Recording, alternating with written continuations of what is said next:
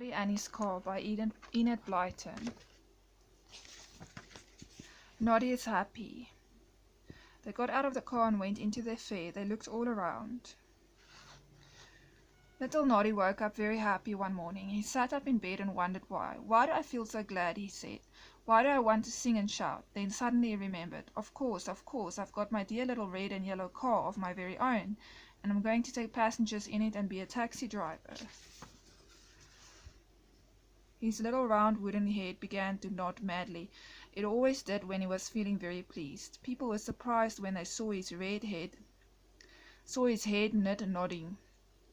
But he couldn't help it. His head was fastened to his neck by a spring, you see. Hooray, hooray, I've got a fine car. It'll take me very far.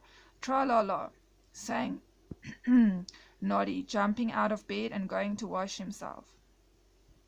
Dear me, how very clever I am this morning. This sounded like poetry. He put his head out of the window and looked down into the garden. He hadn't got a garage yet, so he had left his car on the grass outside. Noddy gazed at it in delight. How lovely it looked! All red and yellow and bright and shining, said Noddy, and his head nodding again. I shall keep it so very clean. What a good thing it didn't rain last night. It would have gotten wet out there. He hadn't got a garage yet, so he left his car on his grass outside. Noddy and his car. He put his shoes on and did up the laces. He put up on his hat with the bell at the top. It rang loudly as he ran about getting his breakfast. I must build a little garage, thought Noddy, listening for the milkman to come. He soon heard him coming along shouting, Milko, Milko. Noddy went to the door. One bottle, please. And how do you like my car? It's wonderful, said the milkman.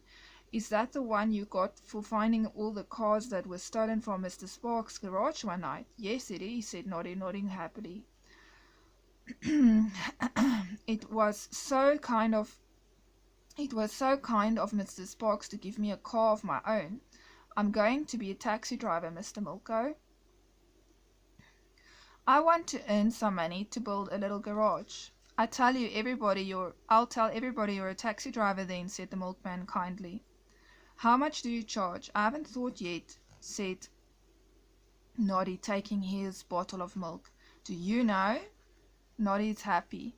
I should say 6p all the way there and back, said the milkman. That's a good idea, said Noddy. Thank you, I'll just get the money for the milk. No, I don't want it for this morning, said Mr. Milko. Just let me tap your head hard, Noddy, and set your head nodding for ages. So Noddy let him, and Mr. Milko gave him such a hard tap on the head that Noddy's little wooden head nodded like mad, and the bell on his hat tinkled like a musical box. I hope I didn't hurt you when I tap you like that, said the milkman. But it is such fun to see you nod so quickly. You don't hurt me a bit, said Noddy. You see my head is made of wood. Goodbye, Mr. Milko. Don't forget to tell everyone I'm a taxi driver and I'm waiting for passengers, and tell them I charge 6p all the way there and back. Goodbye, said the milkman, and off he went, shouting Milko, Milko at the top of his voice.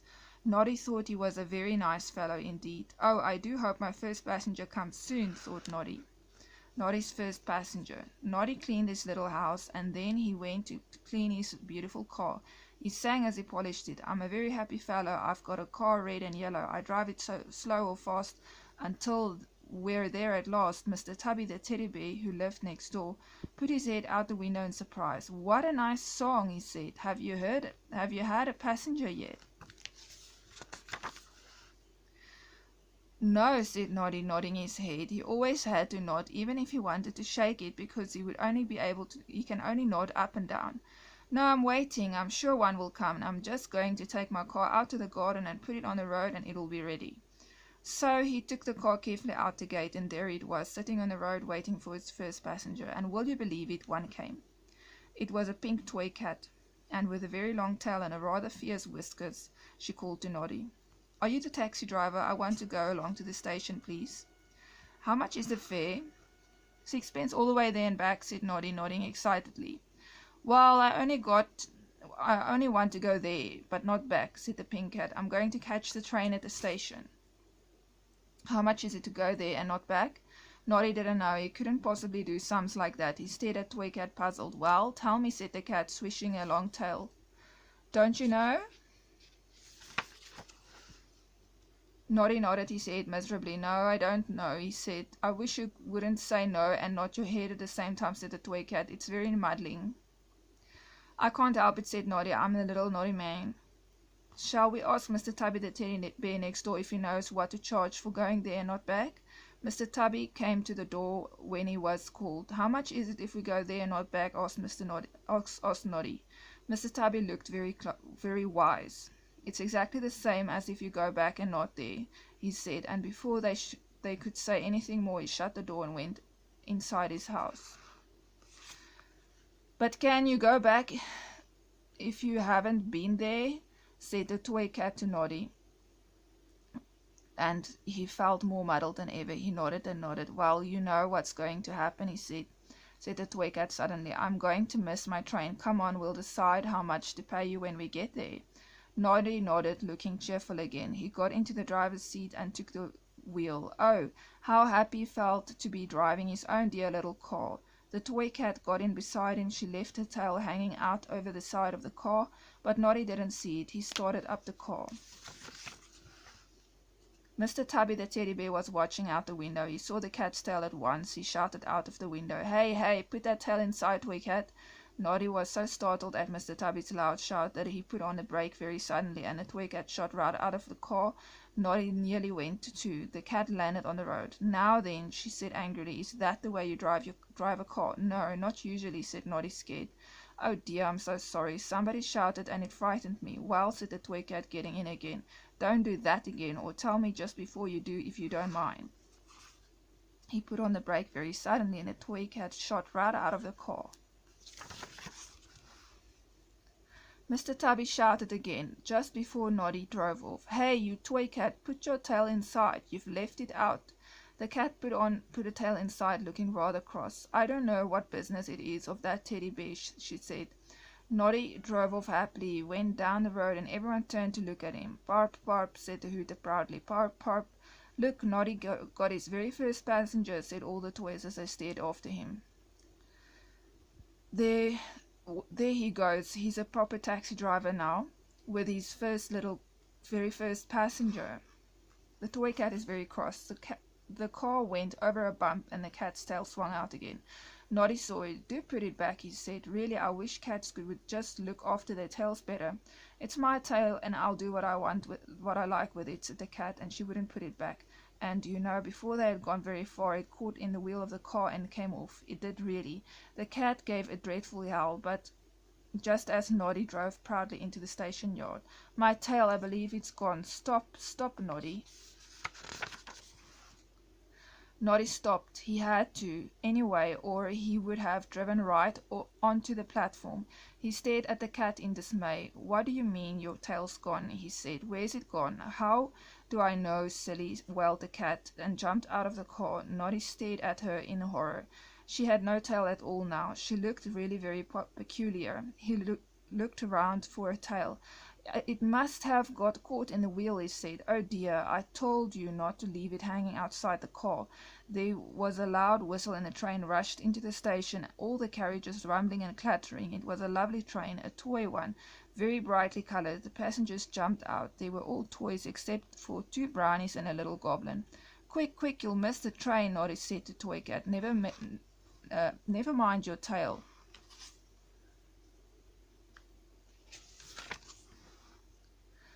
Can get on all right without it. I haven't got a tail, and I manage very well. Don't be so silly, wailed the cat. Oh, you wicked little taxi driver. I've lost my tail, and now I'm going to miss my train. No, no, said Noddy, pushing her to the nearest carriage. Get in, I'll look for your tail. Oh, will you please pay me my fare money before you go? Certainly not, said the Toy Cat. Do you suppose any cat would pay a taxi driver who chopped a tail off with the wheel of his car? You must pay me 6pence for a new tail. But before Noddy could say any word, the train went off. The cat leaned over the edge of the truck and shouted at him, 6pence, that's what you owe me, 6pence, and if you don't pay me, I'll tell the policeman about you, 6pence. Noddy's head nodded unhappily. He went back to his car and sat down in it, thinking hard. This was no way to earn money to build his little car garage. Instead of earning money, he owed the toy cat sixpence for a new tail. He would have to earn that sixpence before he could earn money to buy a new garage. He got out and looked for at the wheel of his car. The tail might have gotten stuck in it, but no, it wasn't there. He was very, very sad. It was also very, very stupid of the toy cat not to look after a tail better. I should look after my tail very well, if I had one, said Noddy. I wouldn't leave it about like cats do. Oh dear, now I must look for another passenger, and just then one came up. Will you drive me to Mr. Tubby's? He said. I'm his brother. Teddy, the teddy bear's hat. Well, Noddy was very pleased to have a nice teddy bear for a passenger, but Mr. Tubby's brother was fatter than Mr. Tubby, and Noddy had to push and push before he could get into the car. At last they were off. The car whizzed down the street, and Mr. Teddy gave a yell. Hey, my hat's blown off. Stop, stop. Oh dear, thought poor Noddy. What with tails and hats, I'm not having a nice time at all. He put on the brake, and the car slid to a stop. You have to get out and find my hat, said Mr. Tubby's brother. I'm stuck in here. Well, Noddy couldn't find that hat. It had disappeared and was nowhere to be seen. The big bear was very cross about it indeed. They drove on again, Noddy nodding his head sadly. The bear grunted crossly every now and again and looked as if he would like to bite Noddy's ear. They got to the little house next to Noddy at last. Noddy hooted at the horn to tell Mr. Tubby that his brother had come. Then he jumped out of the car and to help the big bear out. Mr. Tubby, his plump bear wife, came hurrying out to the gate. Hello, Teddy, hello, he cried Mr. Tubby. Come along in. I'll have to get out first, said Mr. Teddy, and he heaved his way and that to free himself. But you know, he simply couldn't get out of Noddy's car. Why do you have to have such a silly small car? He growled at poor Noddy. It's you who are too fat, not my car,